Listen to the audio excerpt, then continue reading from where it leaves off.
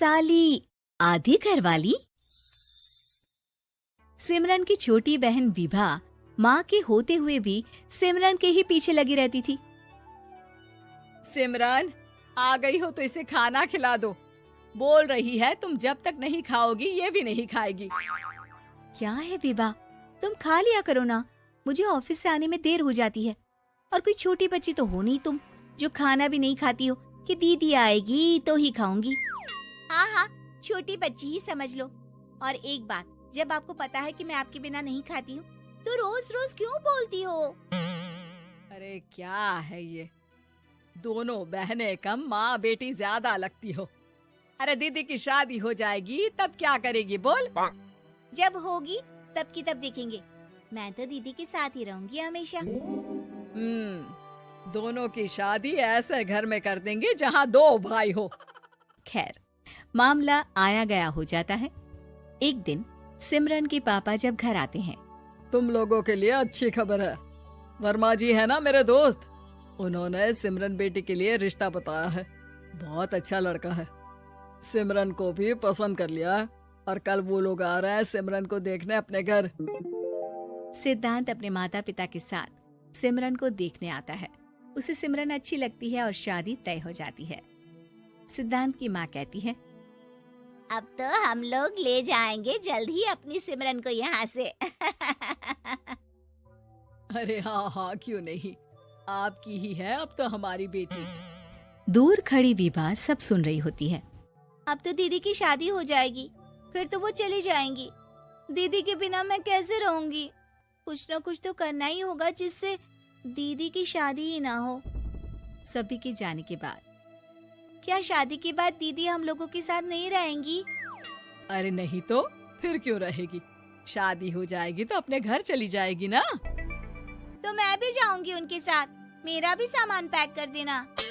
अरे कैसे बात कर रही हो विभा, दीदी के ससुराल छोटी बहन नहीं जाती। हाँ, कभी कभी जाकर मिलाना और रोज फोन पर भी बात कर लेना, ठीक है? नहीं पापा, आप तो जानते हैं मैं दीदी के बिना खाना भी नहीं खाती, ना ही मुझे उनके बिना नींद आती है।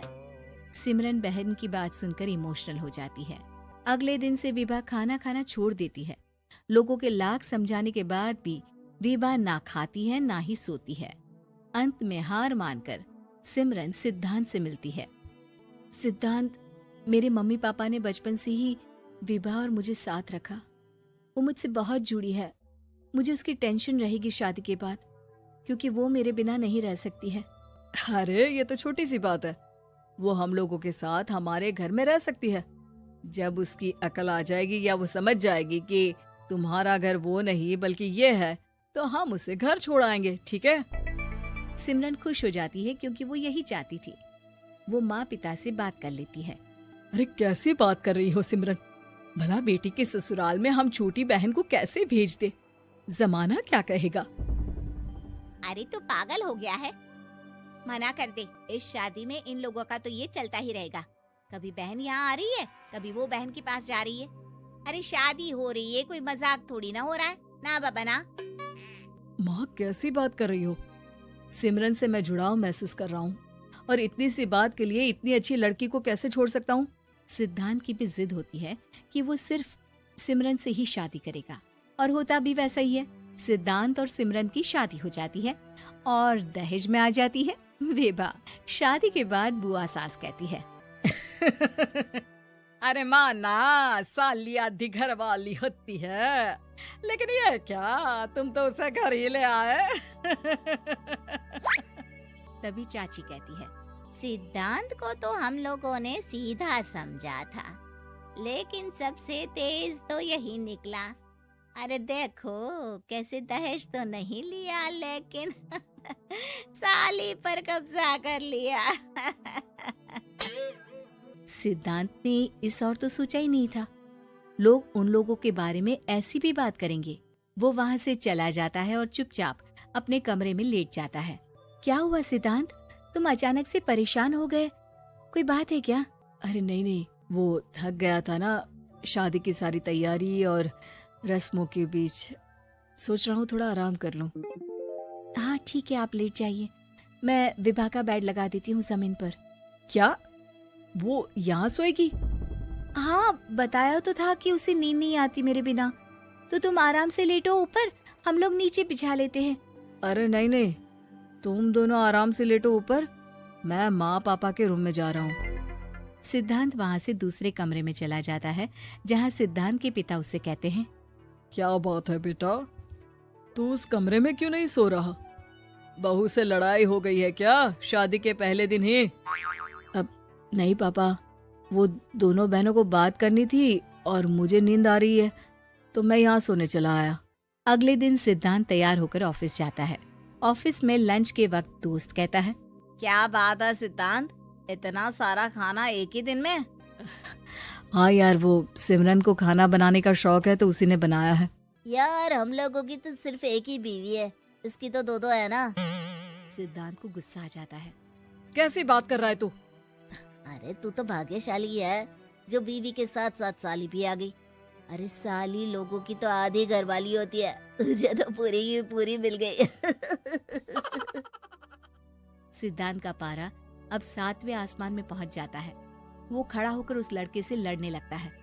हाँ, मेरी शादी में मेरी बीवी के साथ मेरी साली भी आई है, ये सच है, लेकिन सिर्फ कुछ समय के लिए, क्योंकि उसने सिमरन को बचपन से ही माँ की तरह देखा और यूं अचानक वो सिमरन से अलग नहीं रह सकती थी। इसलिए सोचो, अगर मेरी बीवी उसके लिए माँ का स्थान रखती है तो मेरा दर्जा क्या हुआ? तभी वहाँ बॉस आ जाता है। माफ करना सिद्धांत, यहाँ इस मेंटल लेवल के लोग हैं। जरूरी नहीं साली सिर्फ आधी घरवाली ही हो, कभी वो छोटी बहन तो कभी बेटी भी होती है। वेल डन सिद्धांत। सिद्धांत को अब ऑफिस में कोई कुछ नहीं कहता, लेकिन आस पड़ोस का वो तो वही हाल रहता है। सिद्धांत ऑफिस से घर की ओर आ रहा होता है कि रास्ते में उसे अपनी कॉलोनी का दोस्त मिल जाता है। क्या बात है, चेहरे की चमक बता रही है, शादी से बड़ा खुश है तू, क्यों? हाँ यार, अच्छी लड़की और अच्छा परिवार मिलना कहाँ होता है जल्दी आजकल। यार हमें भी दिला देना ऐसा परिवार जहाँ एक के साथ एक फ्री की स्कीम चल रही हो। सिद्धांत को फिर गुस्सा आ जाता है। वो दोस्त को मारने के लिए हाथ उठाता ही है कि वहाँ विभा आ जाती है। अरे जीजू, रहने दीजिए ना, ये लोग नहीं समझेंगे कि इंसानियत क्या होती है। ये सच है कि दीदी से कैसे दूर रहना, ये मुझे पता नहीं था। आपने मुझे दीदी के पास रहने का मौका देकर ये समझने का मौका दिया कि लड़की का असली घर उसका ससुराल होता है। मैं समझ चुकी हूँ, मैं जा रही हूँ जीजू, लेकिन मैं खुश हूँ कि आपने मुझे अपनी छोटी बहन समझा। सभी उन लोगों को देखकर ताली बजाने लगते हैं। विभा अपने घर चली जाती है और सिद्धांत खुशी खुशी सिमरन के साथ रहने लगता है।